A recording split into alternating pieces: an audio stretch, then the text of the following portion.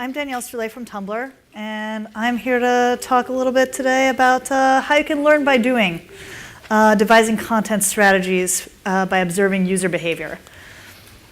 So I'm from Tumblr. Just to get like a little bit of boring number stuff out of the way. I mean, it's not boring, but some number stuff out of the way. Oh no. All right. So Tumblr has about 500 million global monthly uniques, about 200 million of those in the United States, and about 56% of all of our users are in that 13 to 34 age range.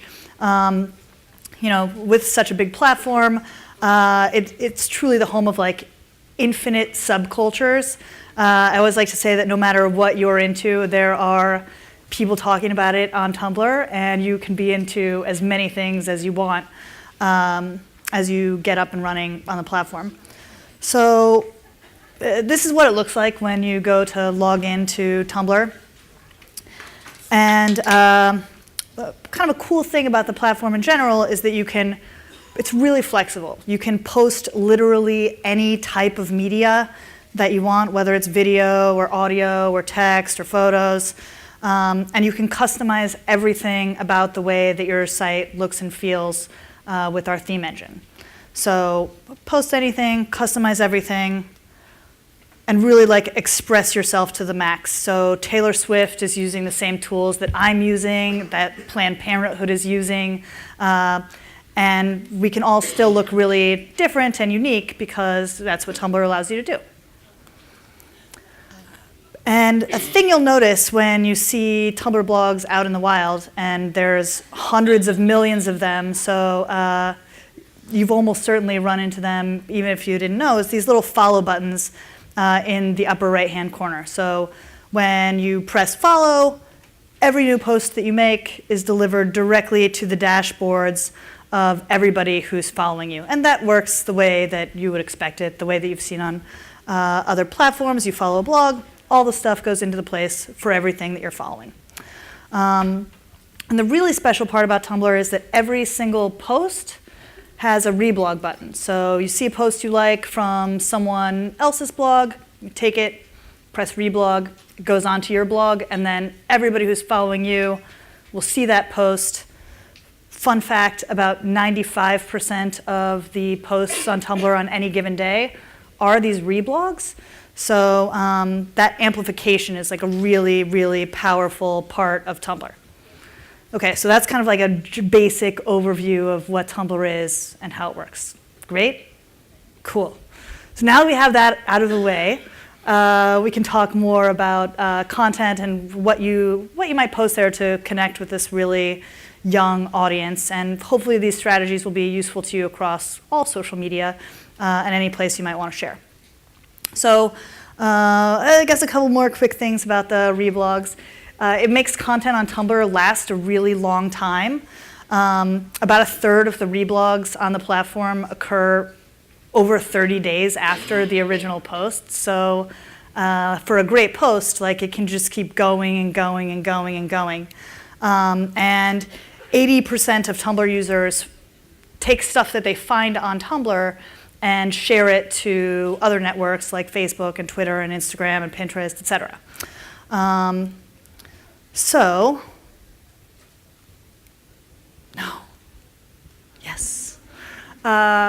What people are using Tumblr for oftentimes is these like content portals to reach millennial audiences, right? We have a really expressive audience, people who are naturally like wanting to share what they think out with the world, and a really like open and engaged audience. The people who are hanging out on Tumblr, they're people who want to share. This is an example from our friends at Denny's, who have this great blog on Tumblr called Order Up. And they were able to kind of almost accidentally start this movement of teenagers on Tumblr who started taking Denny's selfies, just going to Denny's and posting pictures on their own blogs of like what a fun time they're having at Denny's. So like this is the sort of cool, fun kid hanging out on the Tumblr platform and at Denny's at the same time.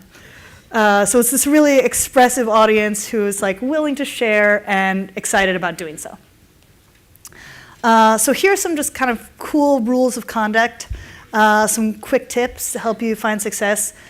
And again, I think that this is about Tumblr because that's where I work, but hopefully you can apply this to any social platform that you might.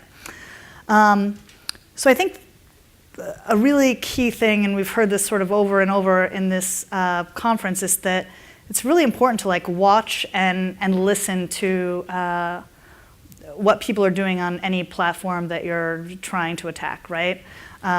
There's all of these people engaging in their natural behaviors, and you are going to learn so much by like really looking to them for inspiration. So it seems obvious, but do a lot of exploring and just watch what people are doing. And go all the way, like go down the rabbit hole. All of these platforms, and certainly Tumblr, are really, really deep. There's a lot of stuff going on. Like, go deep. Don't just like search for, what are people saying about smoking? What are people saying about healthy eating? Like, follow those blogs. Like, spend whole days immersing yourselves. I promise you it will pay off in spades in inspiration. And doing that will allow you to be more creative. Like, once you spend the time realizing why stuff trends and why stuff spreads, it'll allow you to kind of like be more creative in your thinking generally. And, good artists copy, great artists steal, right? You don't have to do that literally, but as you start to understand what's happening on these platforms, like it's easier to make it your own and make something new super inspired. So like really just try and let yourself think like these users that you're trying to influence, right? It's not about what your CEO thinks or your boss might think is like a great idea. If you gather all of this stuff and like do really deep learning from what's happening on these platforms, you'll be able to come armed to these discussions with like, no, look, here's what's actually resonating with people. So like, try and speak their language, right? Be relatable. These are just some hilarious text posts on Tumblr. I mean, I think especially on Tumblr, when you're doing this research, you'll have a lot of fun doing it. Volleyball is just a really intense version of don't let the balloon touch the floor. Like this is like a genius observation from a teenager, and like, I promise you, they're so smart, and you're only going to be able to connect with these youths if you really try and understand them first. You really have to try and get into all the feels. Do you guys know about the feels? Great, okay. So this wave of emotions that cannot be adequately explained, only emoji and animated GIF can capture this stuff, right? Like, you have to be open to being visual and be open to like trying to hit people right in the heart, and like understand the intense waves of emotions that are so common amongst the young people and the less young people like me, right? Like, how excited are we with these GIFs in a way that it's not quite the same with words only. This is a campaign from the folks at AT&T, and they're great agencies actually, about don't text and drive.